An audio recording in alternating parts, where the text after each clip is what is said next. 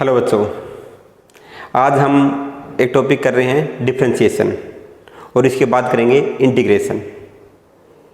Physics में differentiation और integration का बहुत सारा रोल है, बट डिफरेंशिएशन और इंटीग्रेशन कुछ बच्चे पूरा समझने की कोशिश करते हैं और फिर उनको बहुत हार्ड लगता है और जो सिंपल बेसिक जो फिजिक्स में ज़रूरत थी वो भी ढंग से वो नहीं कर पाते हैं।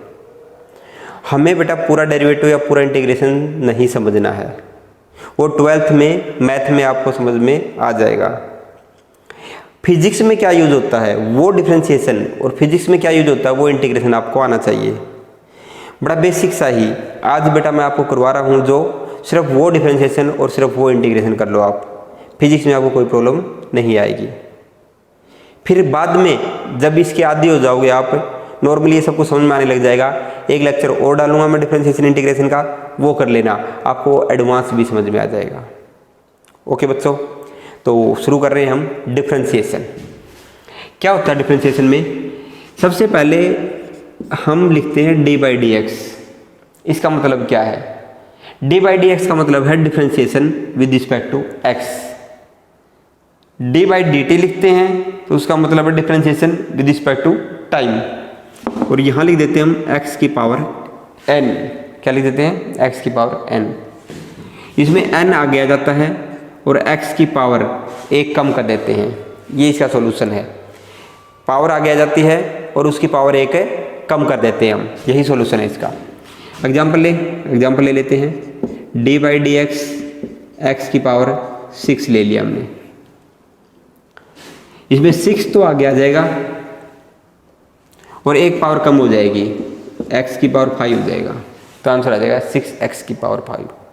तो सबसे पहले जब पावर में हो तो पावर ऊपर से नीचे उठा लाओ और उसकी पावर एक कम कर दो, डिक्रीज बाई 1। दूसरा, डी बाई डी एक्स, अगर कांस्टेंट लगा रखा है x की पावर n के साथ, अगर कांस्टेंट लगा रखा है तो कांस्टेंट को बाहर निकाल लिया करो और बाकी जो बच गया उसका डेरिवेटिव कर दो। x की पावर n का डेरिवेटिव क्या आएगा? n x की पावर -1। तो ये इसका डेरिवेटिव आएगा। कांस्टेंट है तो उसको बाहर निकाल लो और पावर को एक कम कर दो, उस पावर को आगे ले आओ। जैसे D by D x 5x की पावर 7, अगर कुछ ऐसा है तो क्या करेंगे? 7 तो आगे ले आएंगे और क्या करेंगे हम? 5 को आगे ले आएंगे और 7 नीचे उतार लेंगे और एक पावर कम रह जाएगी, इसको मल्टीप्लाई कर देंगे। क्या जाएगा ये? 35x6। यानी जो कांस्टेंट है और वो जो पावर है एक तरह से उसकी मल्टीप्लाई कर देंगे हम और पावर को एक कम कर देंगे, यही तरीका है। 5 7 जा 35। अगर यहाँ पर कुछ और होता, यहाँ पर होता 4, यहाँ पर होता 3, 4 और 3 होता है यहाँ पर कुछ, तो क्या कर देते हैं? 4 3 जा 12 और x की पावर एक कम कर देते हैं 2। तो x की पावर n में कांस्टेंट हो या ना हो उसके मेथड्स ये हो गए। आप इस तरीके से डिफरेंशिएशन कर सकते हो। अब तीसरा ले लेते हैं, डी बाई डी एक्स और यहाँ पर x रख लेते हैं। खाली x का डेरिवेटिव 1 होता है हमेशा। खाली x का डेरिवेटिव क्या होता है? 1। कैसे आता है ये? इसका मतलब यही है, बस ऊपर वाला फॉर्मूला ये। x की पावर क्या दिख रही है आपको? 1 दिख रही है, तो 1 आगे ले जाओ और पावर एक कम कर दो, 0। x की पावर 0 भी 1 ही होती है, 1 इंटू 1, आंसर क्या आ गया? 1। तो ये सीधा ही लिख सकते हो आप कि D by D x, x की पावर 1, या खाली x लिख रखा है तो आप इसको 1 लिख के चलो। ओके, अब डी बाई अगर डी एक्स है और यहाँ पर कांस्टेंट है x के साथ, तो k तो बाहर आ जाएगा और x का डेरिवेटिव तो आपको पता ही है 1 होता है, तो आंसर आ गया k। तो डी बाई डी एक्स के एक्स, आंसर क्या आ गया? k। तो k लिखो यहाँ पर आप। अब क्या करोगे आप? एक एग्जांपल ले लेता हूँ मैं, D by D x 5x, तो 5 को तो आपने बाहर निकाल लिया और x का डेरिवेटिव क्या आना था? 1, तो आंसर 5 आ गया। तो 5x का डेरिवेटिव 5, 10x का डेरिवेटिव 10, 100x का डेरिवेटिव 100। तो एक सिंपल सा फॉर्मूला ये भी याद हो गया आपको, 100x का डेरिवेटिव 100। तो ये आपके 4 फॉर्मूले हैं, बड़े बेसिक से हैं, ये आप ध्यान रखो, ये आप जरूर करो। अब थोड़ा आगे चलते हैं, d/dx sin x का डेरिवेटिव। बहुत बार sin x का डेरिवेटिव पूछा जाता है, तो आपको क्या कहना है, cos x। sin x का डेरिवेटिव cos x। अगर cos x का डेरिवेटिव पूछ ले तो sin x, cos x का डेरिवेटिव पूछ ले तो sin x, but minus sin x का डेरिवेटिव cos x। बस स्टार्टिंग वाला याद रख लो, स्टार्टिंग में क्या होता था, sin x, उसका डेरिवेटिव cos x, कोई प्लस माइनस नहीं, सिंपल प्लस ही मानो उसको। बट जब उल्टा करोगे आप, cos x का डेरिवेटिव करोगे तो आंसर तो ये उल्टा ही आएगा, sin x आ जाएगा, बट आंसर किस में आएगा, माइनस में। तो cos x का derivative sin x। Tangent x का डेरिवेटिव भी होता है secant स्क्वायर x, और भी सबके डेरिवेटिव होते हैं। फिर तो अगेन फिर हम डीपली जाने लग गए, तो कम से कम आपको ये दोनों तो आते हो। sin x का डेरिवेटिव क्या है, cos x, और cos x का डेरिवेटिव क्या है, sin x। तो ये दोनों आते हो। और टेंजेंट x का होता है आपका secant स्क्वायर x। अगर वो करना चाहे थोड़ा याद कर लो, अदरवाइज कोशिश करो, एक बार यहीं पर रुकते हैं। ओके बच्चों, यहाँ तक बात समझ में आ रही है? ओके, थोड़ा और बढ़ते हैं आगे। अगर d/dx है और दो क्वांटिटी कुछ दे रखी है यहाँ पर, a + b + c, x के टर्म्स में दे रखा कुछ भी, कांस्टेंट नहीं है ये, तो अलग अलग कर सकते हो आप इसको, dA/dx + dB/dx + dC/dx। इस तरीके से डेरिवेटिव किया जा सकता है। ओके, अब अगर आ गया d/dx और यहाँ पर कोई भी और फंक्शन आ गया, y का फंक्शन आ गया, या कोई और टर्म्स आ गई जिसमें x नहीं है, तो बेटा हमें इसको कन्वर्ट करना पड़ता हमेशा ही, जो x में हो या कांस्टेंट के टर्म में हो, x में हो या कांस्टेंट में हो, हमें इसको कन्वर्ट करना पड़ेगा, तब इसको सोल्व कर पाएंगे, नहीं तो ये अटक जाएगा। कोई एग्जाम्पल ले लेते हैं हम। अगर मैं कहता हूँ 3-4 एग्जाम्पल लिखता हूँ मैं, उससे समझने की कोशिश करना। अगर यहाँ पर वेलोसिटी है और मैं d/dt लिखता हूँ, इक्वेशन ऑफ मोशन देख लो आप, एक्सेलरेटेड मोशन है ये। अगर एक्सेलरेटेड मोशन है तो इसमें एक्सेलरेशन तो कांस्टेंट होती है और v वेरिंग होती है, v कभी कांस्टेंट नहीं रहती। इसमें कोई ऐसी टर्म आ गई जो कांस्टेंट नहीं है, कुछ और टर्म आ गई जो टाइम भी नहीं है, t की टर्म में भी नहीं है, तो बेटा इसको चेंज करना पड़ता है। v को चेंज करो, या तो कांस्टेंट में चेंज करो या टाइम की टर्म में चेंज करो। तो क्या लिखेंगे, d/dt और v का फॉर्मूला रख देंगे u + at, और इसको हम सोल्व कर लेंगे। u कांस्टेंट है, कांस्टेंट का डेरिवेटिव कितना होता है, 0, कांस्टेंट का डेरिवेटिव कितना होता है, 0, प्लस a बाहर आ गया, और टाइम का डेरिवेटिव कहता है, टाइम का डेरिवेटिव t की टर्म में t का डेरिवेटिव 1 होता है, तो a बच गया, तो यानी a, और देखो dV/dt a ही होता है। तो ऐसे सोल्व कर लिया करो बेटा आप, इसी को खास जरूरत है, पढ़ने वाली भी नहीं है वैसे में। डिफरेंशिएशन बहुत बड़ा टॉपिक है, चैप्टर है, 12th क्लास में कई दिन लग जाते हैं इसको करते करते, फिर भी पूरा समझ में नहीं आता, बट हमें इतने ज़्यादा की ज़रूरत नहीं है। ओके, एक बात और बता देता हूँ मैं, जो कहीं ज़रूरत पड़ सकती है। मान लो d/dt आ गया sin 2ωt, कुछ ऐसा टर्म आ गई, तो इसको आप क्या कर सकते हो, sin 2ωt अगर है तो इसको cos 2ωt रख दो। sin 2ωt है तो इसको cos 2ωt, क्योंकि sin थीटा cos थीटा में कन्वर्ट होगा, प्लस का होगा। बट खाली t होता तब बात अलग थी, t की रिस्पेक्ट में t होता तो बात अलग थी, बट t के साथ कुछ और भी है। क्या है, 2ω, जो t के साथ हो उसको मल्टीप्लाई कर दिया करो, जो t के साथ है उसको हम मल्टीप्लाई कर देंगे। या ये कहो कि इसका दोबारा से डेरिवेटिव कर देंगे 2 ओमेगा टी का, दोनों ही एक ही बात है। तो डेरिवेटिव में ये भी आप याद कर सकते हो। ओके बच्चों, तो डिफ्रेंशिएशन बहुत ज़्यादा हम नहीं करना तुम्हें फिजिक्स के लिए, इतना ही करना है। पूरा डिफ्रेंशिएशन समझाने के लिए मैं आगे एक लेक्चर डाल दूंगा, उसमें आप कर लेना। एक लेक्चर में होगा भी नहीं वो, कई लेक्चर्स की ज़रूरत पड़ेगी मुझे, बट आपको समझा देंगे। हर लेक्चर्स को ऐसे ले लेंगे लेवल वाइज, जहाँ तक आपका मन करे वहाँ तक कर लो। फिजिक्स में बहुत ज़्यादा करने की ज़रूरत नहीं है, मैथ वाले बच्चों को ज़रूरत पड़ेगी। ऐसे ही हम इंटीग्रेशन कर लेते हैं थोड़ा सा, कि हमें फिजिक्स में करते हुए कुछ प्रॉब्लम ना आए। इंटीग्रेशन कर लेते हैं।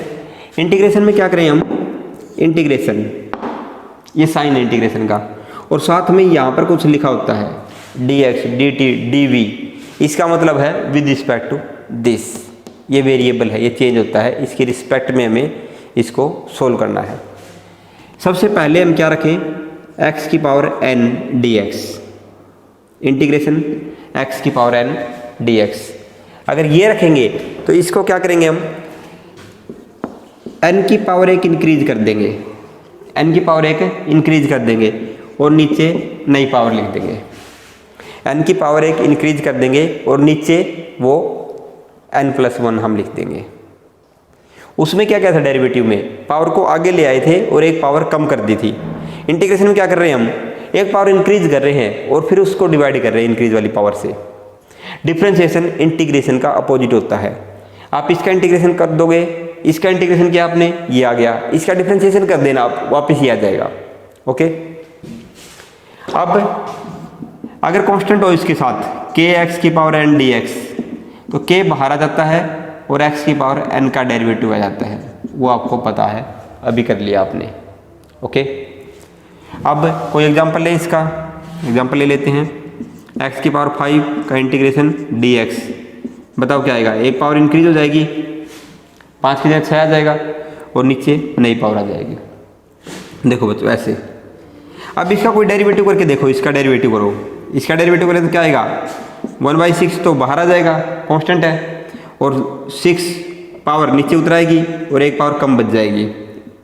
एक पावर कम कितनी बच गई, x की पावर 5, 6 से 6 का आंसर आ गया x की पावर 5 आ गया ना। तो इसका इंटीग्रेशन ये आएगा तो इसका डेरिवेशन वापस ये आ जाएगा। तो इसमें हम क्या करते हैं, अगर कांस्टेंट है तो कांस्टेंट को आगे निकाल लेते हैं और बाकी को सोल्व कर लेते हैं।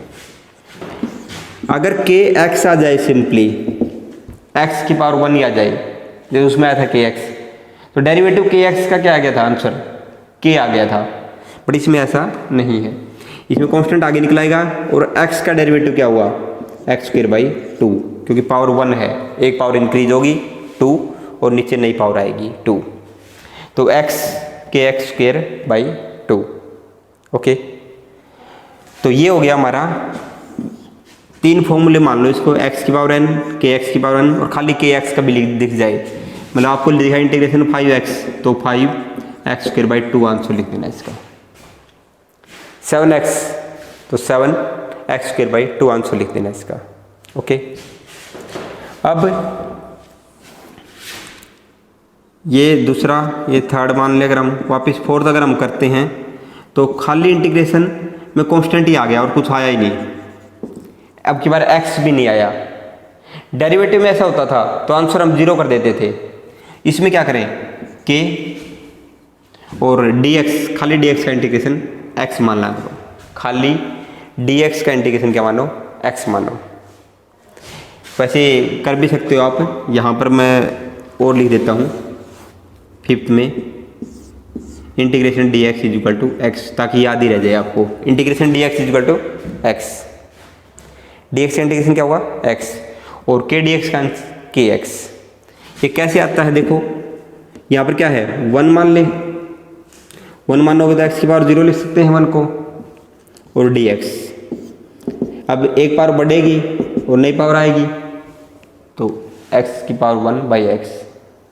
तो सिंपल भाषा में आप कह सकते हो कि dx का इंटीग्रेशन x, ये याद रहने वाली चीज़ है बेटा। dx का इंटीग्रेशन x, dt का इंटीग्रेशन t, dv का इंटीग्रेशन v, df का इंटीग्रेशन f और k dx का इंटीग्रेशन kx। ओके। अब बात आती है, जैसे इंटीग्रेशन 5 dx लिखा मिल गया तो आप क्या कह दोगे, 5x।